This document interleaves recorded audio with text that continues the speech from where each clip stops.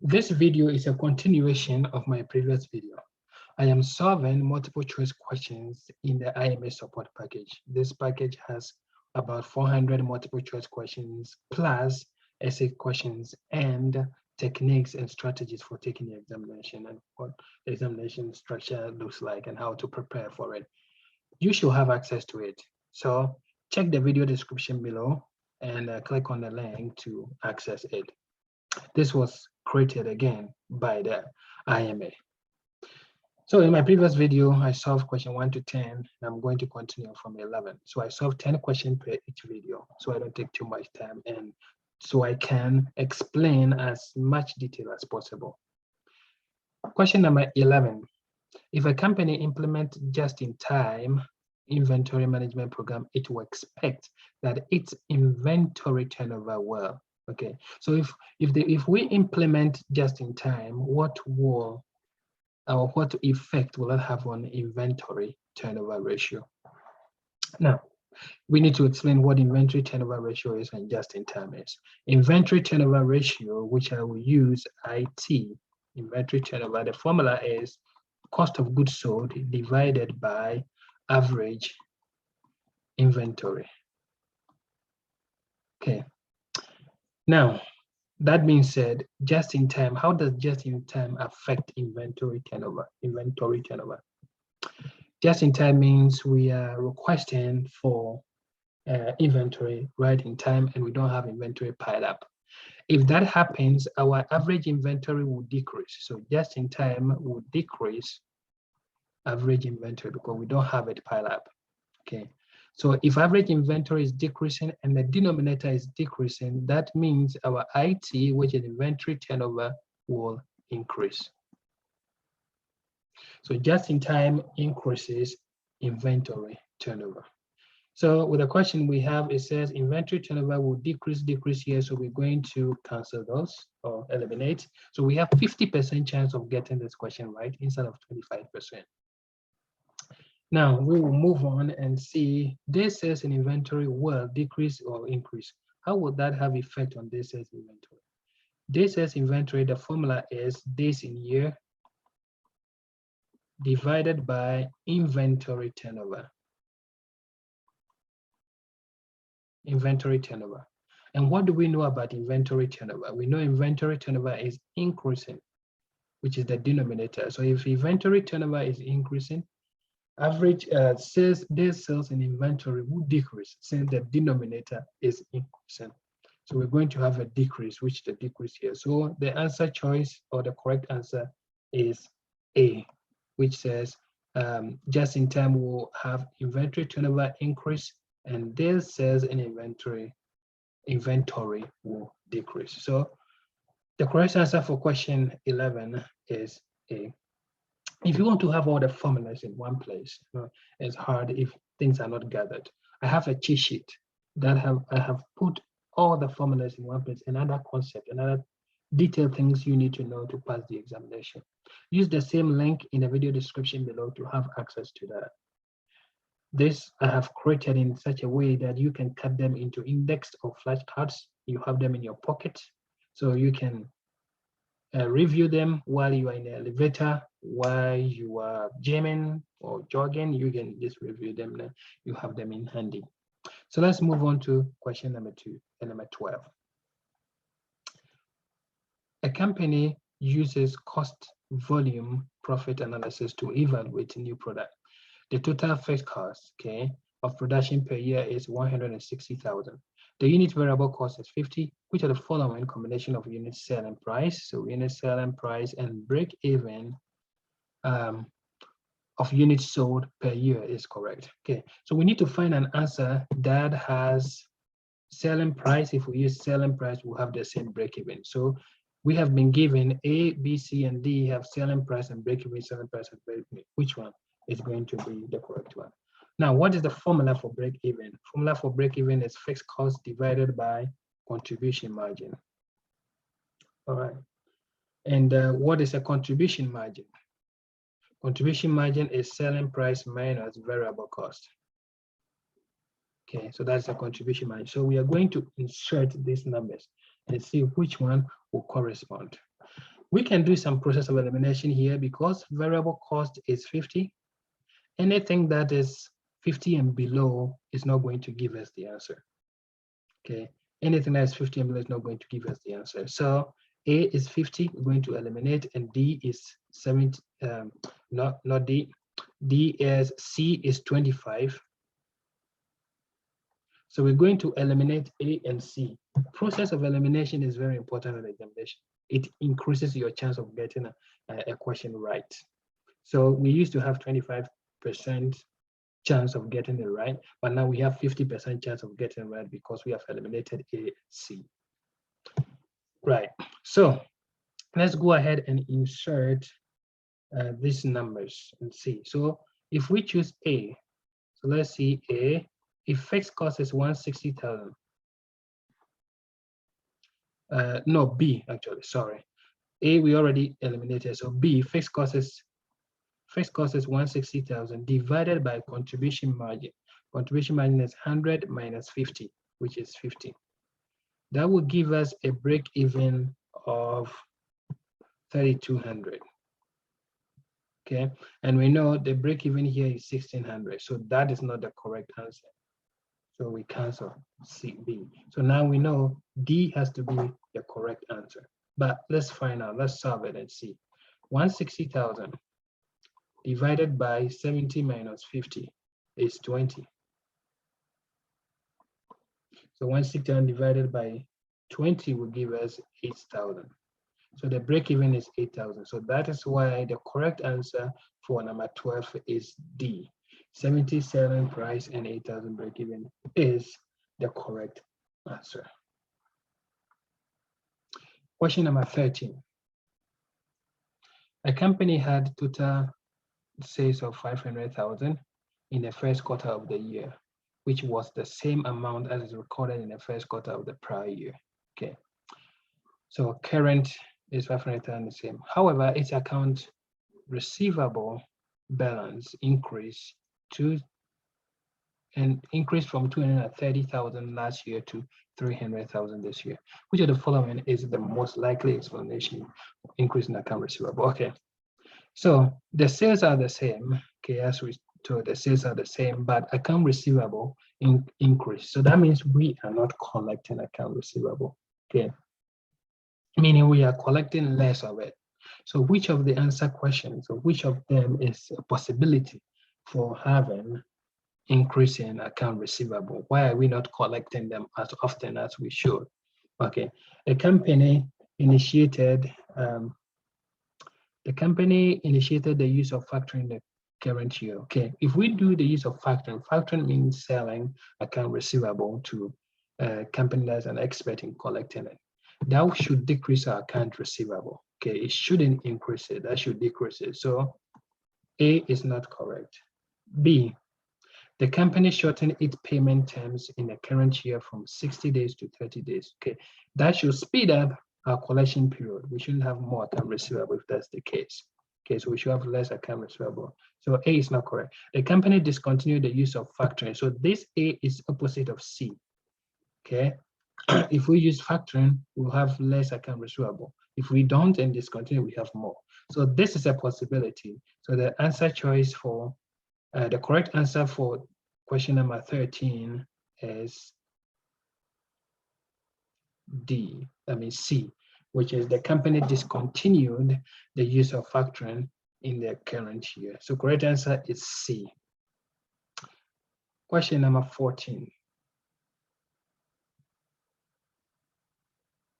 All right. So let's read it. How can a management accountant use the fraud triangle to identify and manage the risk of fraud? All right. To manage the risk of fraud. So the risk of fraud, we have the fraud triangle, which I call PRO. So PRO. We have pressure, rationalization,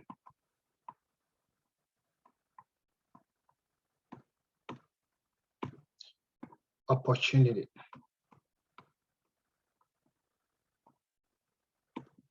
pressure, rationalization, and opportunity. All right, that's the fraud triangle. So let's see what the answer choices are. The fraud triangle provides a module for explaining pressure. So we have pressure here, pressure, rationalization, and opportunity that influenced people to commit fraud. Well, this is one technique on the exams.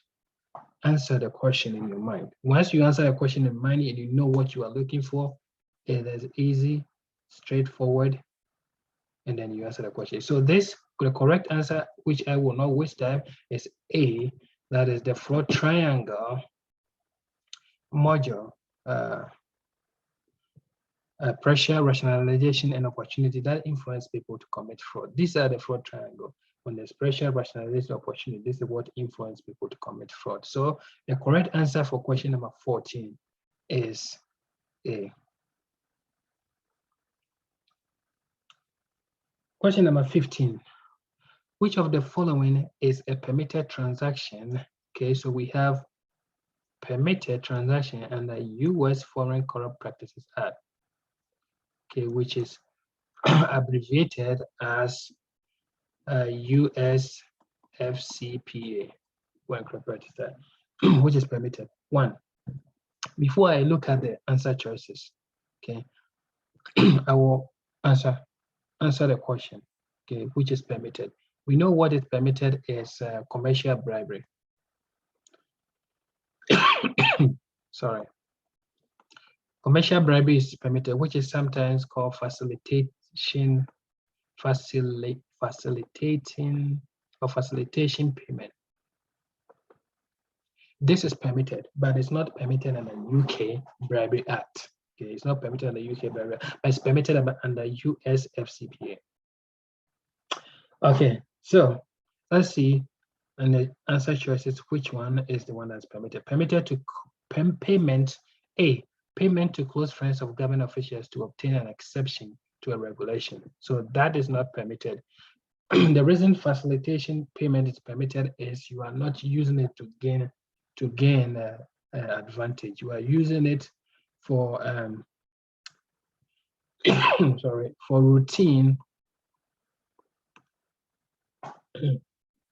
for routine actions or routine things that have routine actions, things that needs to be happening all the time. For instance, in some countries, before you can get your goods delivered, you need to pay some amount. You are paying that payment so you can get your goods to sell, or you can get your goods delivered from the port.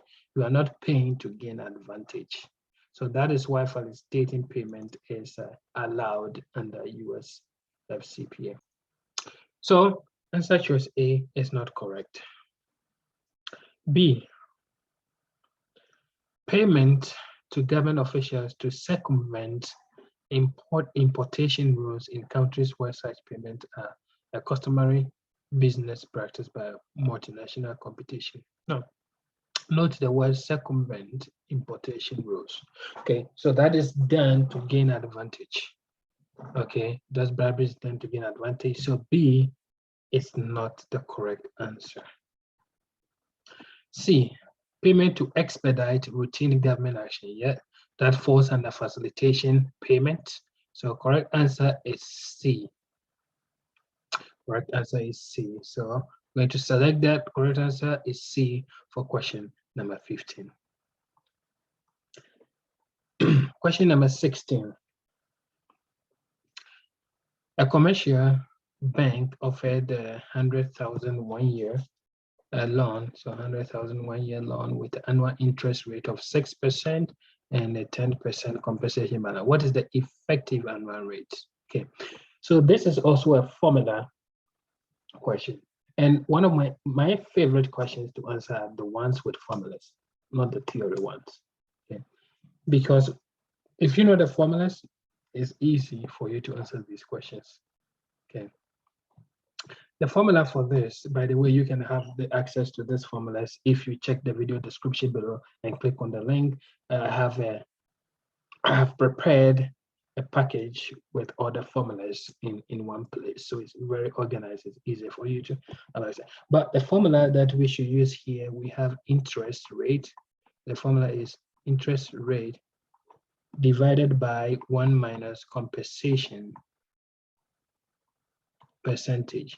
Okay, so which will give us interest rate 0.6, which is 6%, divided by 1 minus compensation is 0.1, which equal to 0.06 divided by 0.9.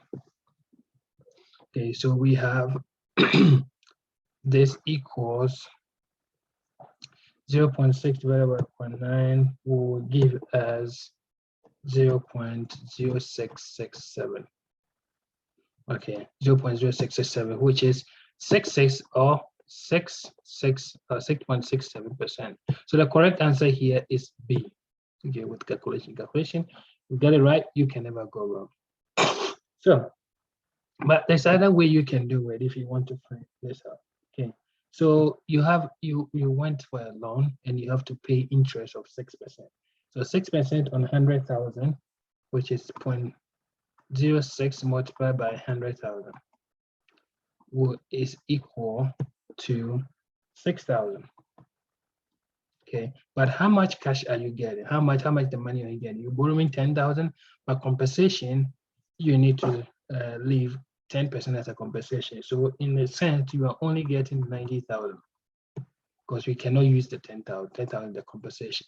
So we divide that by 90,000. So 6,000 divided by 90,000 is 0.0667.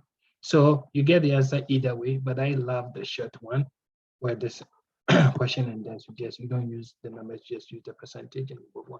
So correct answer for question number 16 is B, 6.67%. So let's move on to question number 17. Essential element in the development of an organization's ethics policy included the following, except. All right. So before you answer this question, know that ethic is not necessarily lawful. Okay, something that is lawful could be unethical, and something that is ethical not necessarily lawful. Okay, so that is ethic. Ethic are things that guides or codes conduct that can guide the conduct of employees. So with question number we are on 17. Yeah, so 17, we'll see which one is the correct answer. So A, articulation of, okay, so I want you to pay attention to what the question asks me here as well. Ethics policy include all the following except. So we are going to choose the answer choice that does not, okay, it's not an element of developing ethical policy. All right. So A says articulation of organization values. Yes, so that is correct. So we're going to get eliminated because it's part of development, because ethic is centered on the values of the organization as well. Input from the board of directors in addition to management and employees. Yes, we need to collect input from them. Allowance for exceptional circumstances. This is not, because if you reward them money based on being ethical, you are encouraging some unethical behavior. And remember, PRO, pressure, rationalization, opportunity. You are creating opportunity for them. So the correct answer for question number 17 is C. Allowance for exceptional circumstances is an exception. Question number 18. A firm has 10 million in equity and 30 million in long term. So 10 million in equity, 30 million in long term debt to finance its operation. The firm's beta is 1.125, depending on how you pronounce it, beta or beta. The risk-free rate is 6%, and the expected market risk is 14%. The firm issued long-term debt at the market rate of 9%. Assume the firm is at its optimal capital structure. The firm's effective income rate is 40%. What is the firm's weighted average cost? So we are dealing with WACC here. So WACC, what is WACC? What's the formula for WACC? Okay, so WACC is the value of, a company structure. We have A equal to liability plus equity, which sometimes liability is referred to as debt.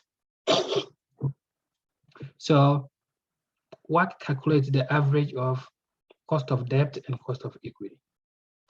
So here, if I'm going to put things down, what is my liability here? So I'm going to make my liability, which is debt, and I'm going to have equity. Okay.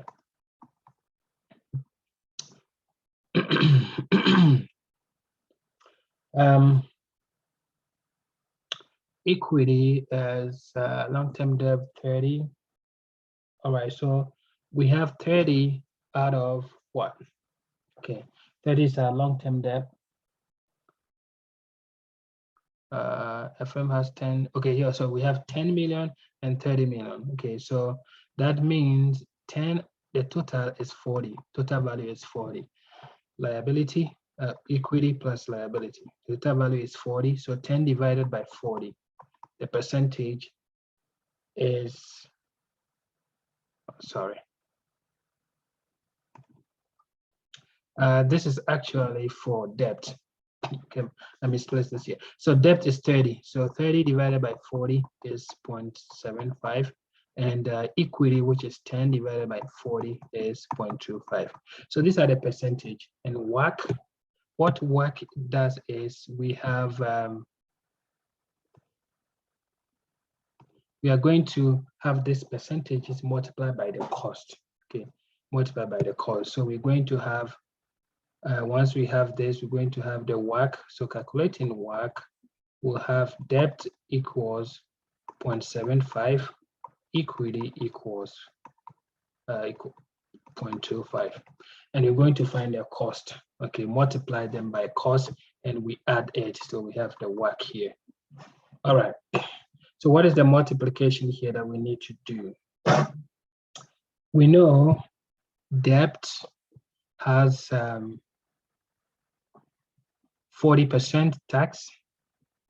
Okay, 40% tax here for the debt, but it also has 9%. So the cost is 9%, but the component cost, because of the 40%, we are going to reduce the cost. So the cost will not be 9%, but we are going to gain 60% of that. Because remember, when you issue debt, you pay interest, and the interest is tax deductible.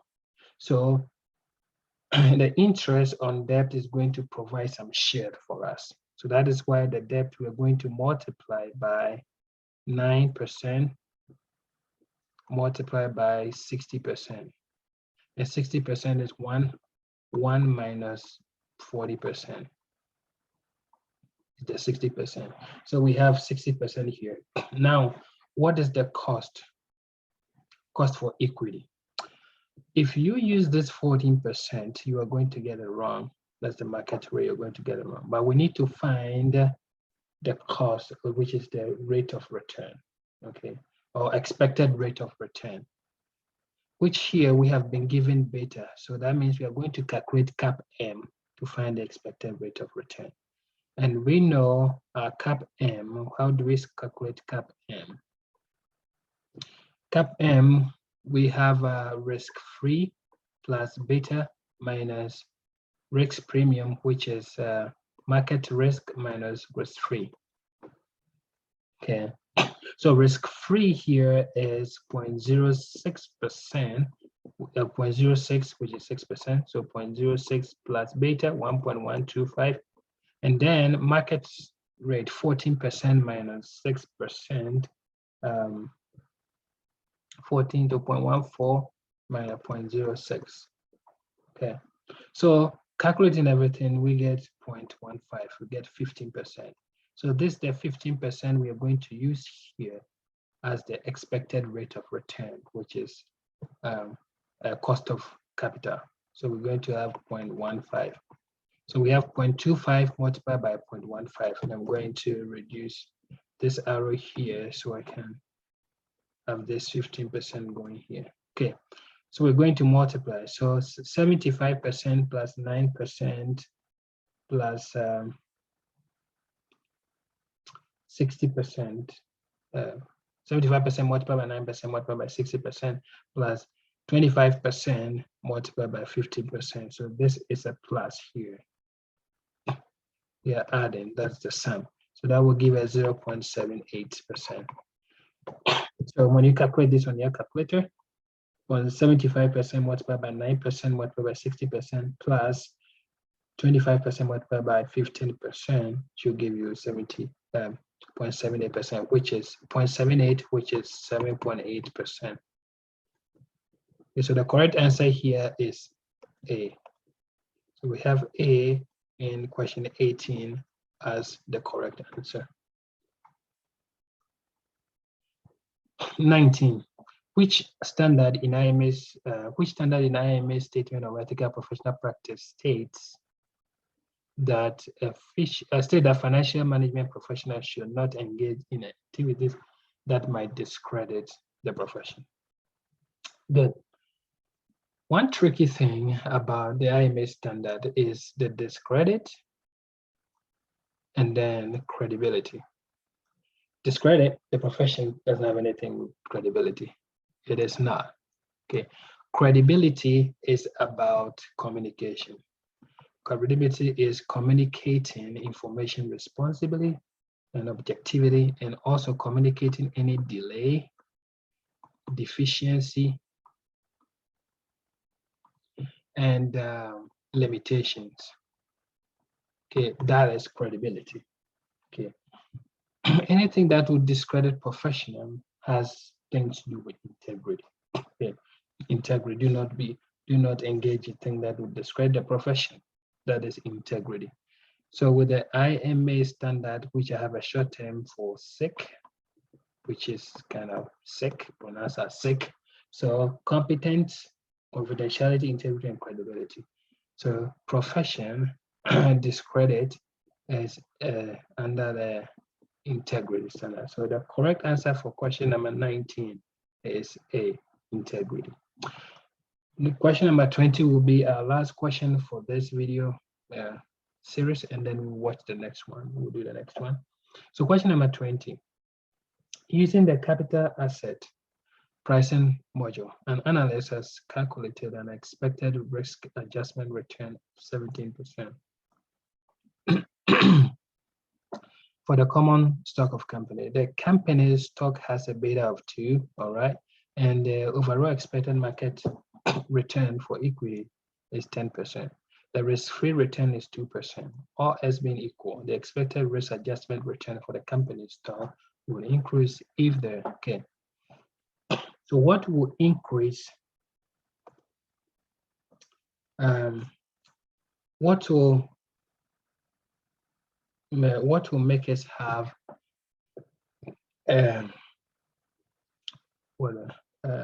risk return greater than 17? So we need a return that is greater than 17%. Okay, what will have that effect? Okay, and we know CAPM, the formula for CAPM, which I've demonstrated already, is risk-free plus beta multiplied by market rate minus risk-free rate. Okay, so we are going to insert numbers in it to see what will make the effect. Okay. What will make the effect? So let's assume. Okay, let's assume with these formulas, put these formulas here. Risk-free is 0.03 plus B, which is beta. What's the beta is 2. Market rate is 10%, so 0.1 minus 0.03.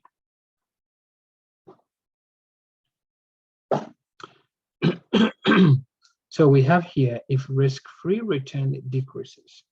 Okay, the first one, we answer with the first one and see if risk-free return decreases. So let's assume risk-free is, this one is risk-free. Let's assume it decreases and we have 0.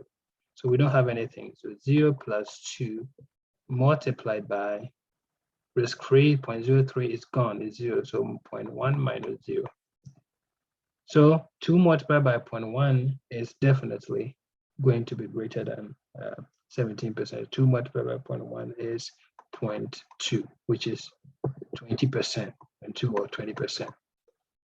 Okay, 20%. So luckily, we know with A being the correct answer because we calculated it and realized that if risk-free decreases, which we get rid of it, we will have 0.2, which is greater than 17%. So that will make it increase. That will make the expected rate, which is 17%, going to increase if risk-free. So once you know the formula and you insert the numbers in and you calculate it, that should give you the correct answer. So the correct answer for question number 20 is A, risk-free return decreases. I recommend again that you check the video description below to have access to this full package created by or developed by the IMA, and also my cheat sheets that I've created that will help you better prepare for the exams. Meet me in the next video, and good luck on your CMA exams.